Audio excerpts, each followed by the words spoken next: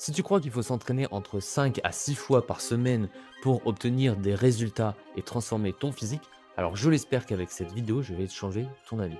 Je vais t'expliquer en quoi tu peux t'entraîner moins de 3 heures par semaine, voire 2 heures par semaine et obtenir les mêmes résultats qu'une personne qui va 4 à 5 fois par semaine à la salle de sport. La science de l'hypertrophie est unanime sur le sujet. Ce n'est pas le nombre d'heures, le nombre de fois que tu vas à la salle de sport qui importe, mais c'est bien la qualité du stimulus. Donc dans cette courte vidéo, je vais t'expliquer quel est le meilleur programme d'entraînement pour avoir le meilleur stimulus possible et avoir des résultats avec le moins de temps possible, parce que je vais te présenter en fait le meilleur programme pour les personnes occupées. Je vais te présenter ici quelques résultats qu'on peut avoir pour te motiver un petit peu. Donc ça, c'est le gars qui a perdu 56 kg en un an. Et Nora, en moins de 6 mois, moins de 9 kg. Et Sandrine, moins 16 kg en moins de 6 mois avec 2 séances de sport par semaine. Et c'est la même chose lorsqu'on veut vraiment prendre du muscle. Là, on était plus sur la perte de gras. Avec ma transformation. Ici, je m'entraînais 5 à 6 fois par semaine. Je ne comprenais pas ce que c'était la physiologie, la neurologie de l'entraînement.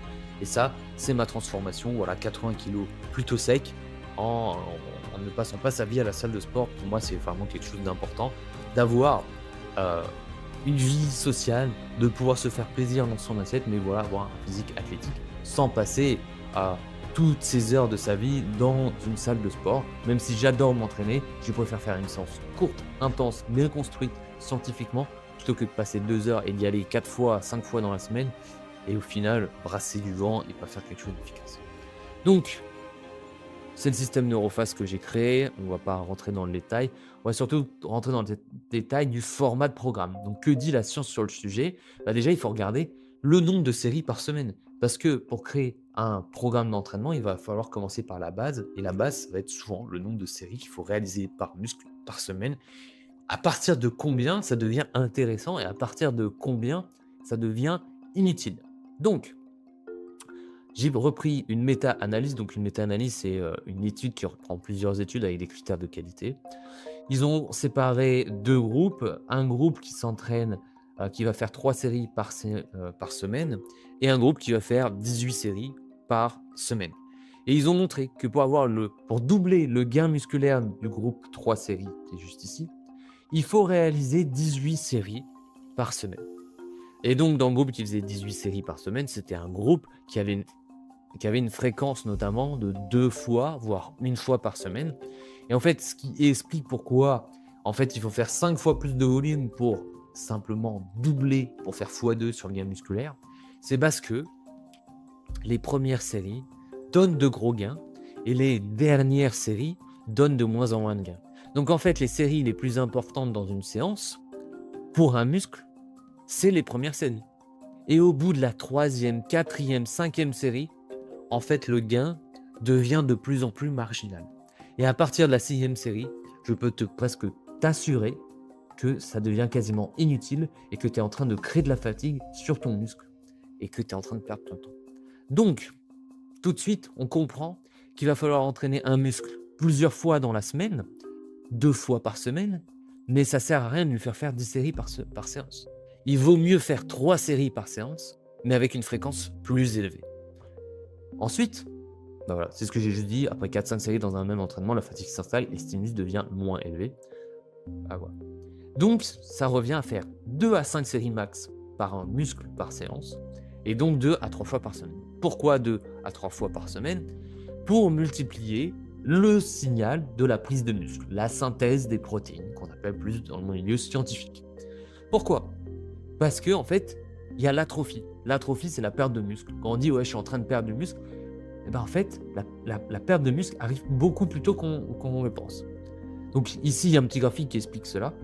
Ici, c'est la stimulus période. Donc en fait, c'est tout simplement après ton entraînement. Voilà, tu es en train de prendre du muscle. Et après, à partir du 2e jour, même à partir du 1er jour, tu commences à perdre du muscle. Donc bien sûr, ça dépend de chacun, ça dépend de l'entraînement, ça dépend de la qualité du stimulus également.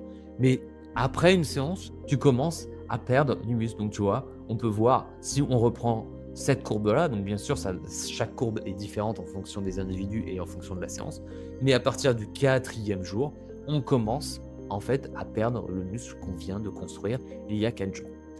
Donc, à partir de là, il faut se dire, va falloir que j'entraîne mon muscle plusieurs fois par semaine pour éviter cette atrophie. Alors attention, ne devenez pas psychorigide. Si vous arrêtez de vous entraîner pendant 2 semaines, vous n'allez pas perdre tous vos gains. C'est simplement que l'atrophie commence. Et donc, pourquoi parfois des gens arrivent à prendre du muscle en s'entraînant qu'une seule fois par semaine? C'est que l'atrophie, en fait, au cours de la fin de la semaine, est plus faible que la prise de muscle qui a été faite à chaque séance. Mais nous, l'idée, c'est d'optimiser. Donc, pourquoi pas réaliser ce stimulus période plusieurs fois dans la semaine? Et c'est ce que j'ai montré dans ce graphique, qui est en fait l'explication du taux de la synthèse des protéines. Donc ici, il y a 2 courbes, la courbe d'un confirmé et la courbe d'un débutant. Un débutant, la synthèse des protéines est un peu plus longue, mais on voit qu'elle commence à diminuer après 24 heures. Donc après 24 heures, la croissance musculaire, en gros le message envoyé au muscle de grossir, commence carrément à tendre vers 0. Pour un confirmé, c'est encore plus court. C'est une demi-journée. Donc en gros, vous faites votre entraînement. Derrière, il y a le signal de la croissance musculaire qui s'installe. Et une demi-journée après, donc 12 heures après, le signal commence à se réduire. Alors ça ne veut pas dire que l'atrophie commence dès maintenant, c'est que simplement le signal de croissance musculaire devient nul. Tout simplement ça. Donc nous, notre idée, ça va être de répéter ce signal de synthèse des protéines. Donc voilà, le lundi un entraînement, hop, ça diminue. Mercredi un autre entraînement, hop, ça diminue. Jeudi un entraînement. Et ce qui va faire que si on voudrait créer une courbe de la prise de muscle, ça ferait ça. Alors que si on s'entraîne que une fois par semaine, on serait plutôt à ça. Parce qu'on aurait une synthèse des protéines qui est beaucoup plus faible. Et ce qu'il faut comprendre, c'est pas parce que vous faites 10 séries dans une séance que votre synthèse, la puissance du signal va être plus élevée qu'à 5 séries. En fait, on voit que à partir de 4-5 séries, le signal devient marginal, la gain du signal devient quasiment marginal. Et il vaut mieux refaire une séance 2 à 3 jours après pour avoir un vrai signal une seconde fois dans la semaine, voire une troisième fois. Donc voilà, ça c'est plutôt clair et facile à comprendre qu'il faut multiplier le signal de la prise de muscle. Ensuite, en termes de volume global, combien il faut en faire par semaine? Grosso modo, si tu t'entraînes qu'une fois par semaine, une séance de 4 séries peut commencer à suffire pour prendre du muscle. Mais si on veut vraiment être optimal, 5 séries x 3, ça fait 15 séries par semaine, par muscle. Ça, c'est vraiment l'idéal optimisé. Dans plus notre réalité de personnes qui sont occupées, voilà, ça va être 10 séries par semaine, voire 9 séries, 3 x 3. Grosso modo, c'est ce que je propose à mes clients, 3 séances de 3 séries par semaine. Si tu fais 2 séances, alors peut-être rajouter une série, faire 4 x 2, 8 séries, ou 3 x 2, 6 séries, ça commence déjà à suffire. Et après, ce qu'il faut comprendre aussi, c'est que lorsque tu vas travailler par exemple les pectoraux, tu vas aussi travailler indirectement les triceps. Donc il faut aussi incorporer dedans les séries indirectes de travail. On ne va pas rentrer dans le détail dans cette vidéo. L'idée de retenir, voilà, essaie d'être autour de 8 à 12 séries. 10 séries c'est bien, 6 séries ça reste ok. Du moment que tu as une fréquence d'entraînement 2 à 3 fois par semaine, ça commence à être intéressant. Ok, donc maintenant le meilleur format. Il existe plusieurs formats d'entraînement. Hop, je bois juste un coup. Excuse-moi. Donc on commence par le split. Le split, c'est le format d'entraînement le plus connu. Grosso modo, c'est une séance où on va entraîner 1 à 2 muscles, typiquement pec biceps, dos triceps, séance jambes épaules, et on va entraîner le muscle qu'une seule fois par semaine. Donc à partir de ça, le volume va être très élevé sur une séance et les dernières séries vont commencer à être inutiles. Donc le split classique, c'est pas vraiment la bonne solution, peu importe ton niveau. Franchement, c'est beaucoup répandu. Et lorsqu'on comprend la physiologie et la neurologie du sport, c'est là qu'on commence à comprendre que c'est une aberrance de proposer du split. Ça fonctionne, tu peux progresser, mais tu vas progresser à une lenteur je t'explique même pas. Alors que si tu augmentes ta fréquence d'entraînement avec les formats que je vais te présenter juste après, ça va être bon. Donc on a le upper lower. Donc upper lower, c'est simplement faire une séance haut, une séance bas, avec une fréquence de 2 fois par semaine. Donc avec 4 séances, mais plutôt longues. Parce que si tu fais que 2 séances dans la semaine, upper lower, ta fréquence d'entraînement est de qu'une fois par semaine, donc c'est pas très optimal, et ta séance va être très très longue. Parce que si tu dois faire 5, 6, 7 séries par muscle, et donc tu dois travailler tous les muscles du haut, et ensuite sur une séance bas, tous les muscles du bas, ça va être des séances assez longues. Tu peux faire 3 fois dans la semaine, haut, bas, haut. Semaine suivante, bas, haut, bas.